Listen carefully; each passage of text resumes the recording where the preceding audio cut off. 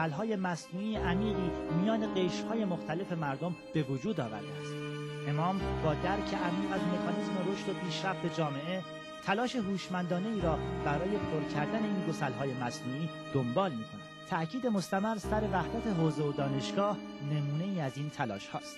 می آمدن پیش شماها یه همچین مسائل را طرح می‌کردن، یا اینکه آخوندا همه درباری هستن، همه برای منافع دربارها، اصل وجود اینا را دربارها آوردند.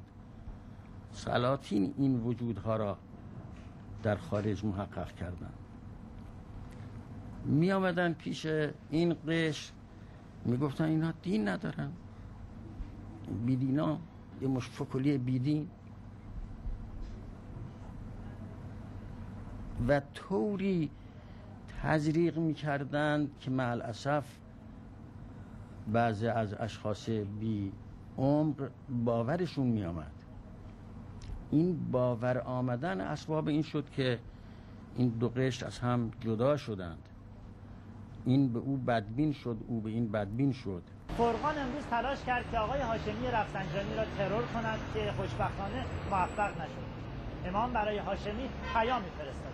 در پیام ایشان به هاشمی رفسنجانی آمده است: هاشمی زنده است چون نهضت زنده است و آمریکا بداند که ملت ما نیز زنده است.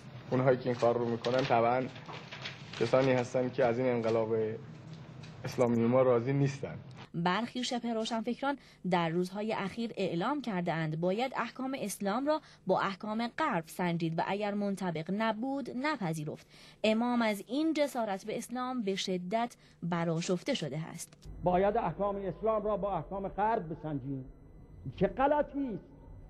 توبه کنید از حرف‌هایی که میزنید، توبه کنید از نوشته‌هایی که مینویسید، گرایش کنید به اسلام، گرایش کنید به طبقات پایینی که شما پایین میدانید و از شما بالاترند.